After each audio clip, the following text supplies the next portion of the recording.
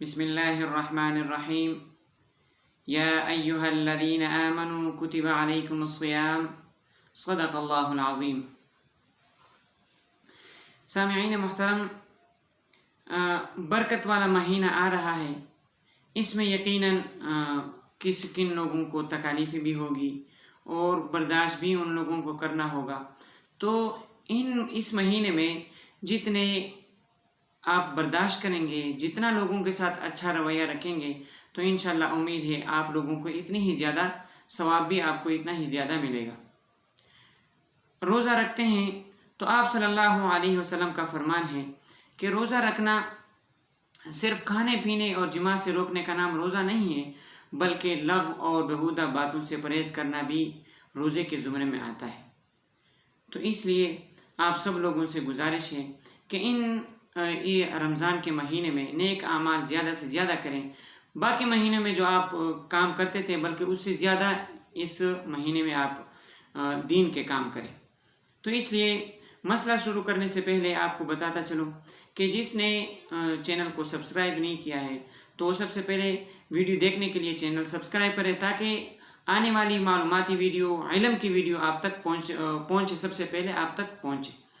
تو سب سے پہلا مسئلہ بھاپ لینے کے متعلق ہے، یعنی کہ جس آدمی کو شدید نزلہ ہو اور ناک بند ہو، یہ بھاپ لینے کی صورت میں جب کوئی وہ کرتے ہیں کہ پانی کو گرم کرتے ہیں اور پھر اس کا بھاپ، اس سے جو بخارات اٹھتے، پانی کے جو بخارات اٹھتے ہیں اس کو سونگھتے ہیں، اور پھر اس کے ذرات جب پیٹ میں چلے جاتے ہیں ناک کے ذریعے سے، تو ناک اس کے ذریعے سے وہ نزلہ تھوڑا سا کم ہو جاتا ہے۔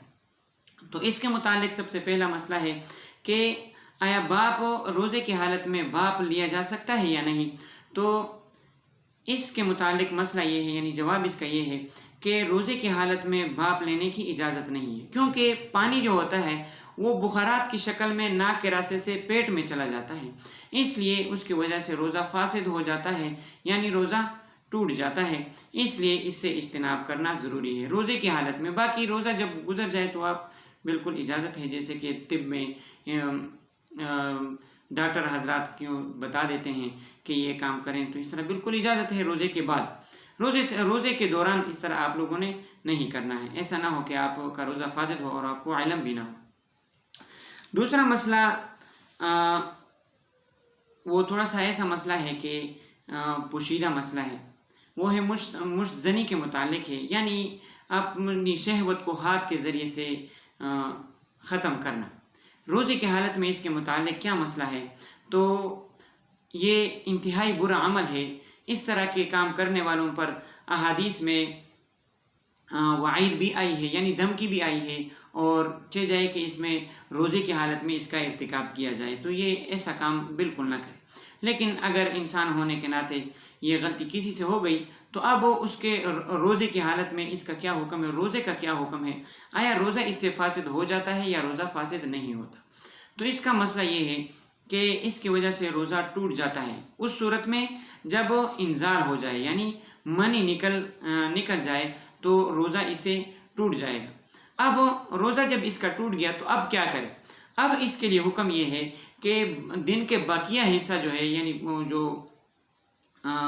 جو رہتا ہے، یعنی شام تک جو دیر ہے، یہ بقیہ جو حصہ ہے، یہ اس میں کھانے پینے اور باقی چیزوں سے مکمل اجتناب لازم اور ضروری ہے۔ یہ تو اس کے متعلق ہو گیا۔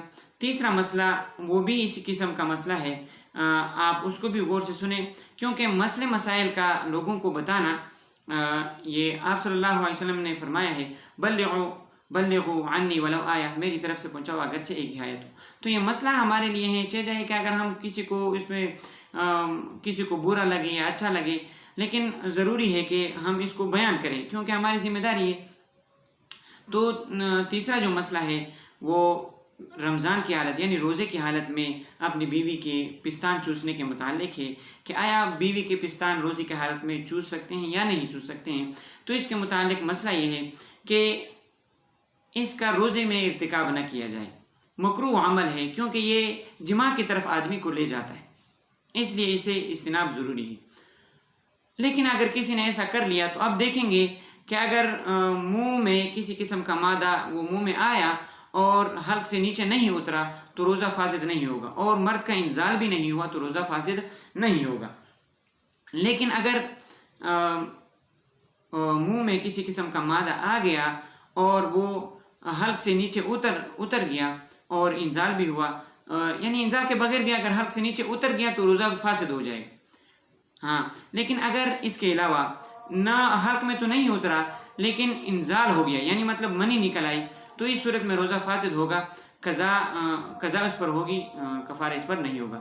لیکن اگر جان بوجھ کر وہ حلق سے نیچے، یعنی جان بوجھ کر نہیں، جان کے بوجھ کے بغیر بھی اگر حلق سے نیچے اتر گیا تو روزہ فاسد ہو گیا، اور اس کے اوپر قضا بھی ہے اور کفارہ بھی ہے۔ کفارہ یہ ہے کہ 60 روزے رکھیں گے، مسلسل روزے رکھنے ہوں گے، یعنی بیچ میں سے ایک روزہ بھی نہیں چھوڑنا ہے۔ اگر یعنی کسی نے 30 روزے رکھے اور 31واں روزہ چھوڑ کے 32واں شروع کر دیا تو اس میں پھر دوبارہ سے وہ اثر نو کفارہ مکمل کرے گا۔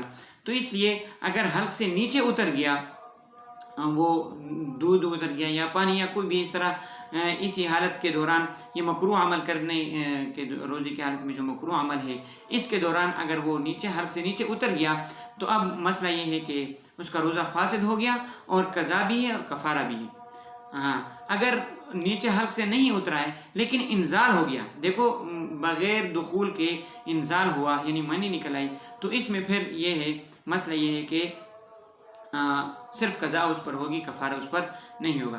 تو یہ چند مسائل تھے، اللہ تعالیٰ سے دعا ہے کہ آپ لوگوں کو سمجھ میں آ جائے، اور پھر آپ کی ذمہ داری بھی بنتی ہے کہ آپ لوگ اگر دین اسلام کے متعلق کچھ باتیں سنیں تو آپ کو بھی چاہیے کہ وہ آپ لوگوں تک پہنچائے۔ بس اسی پر اکتفا کرتے ہیں۔ وآخر دعوانا ان الحمد للہ رب العالمین۔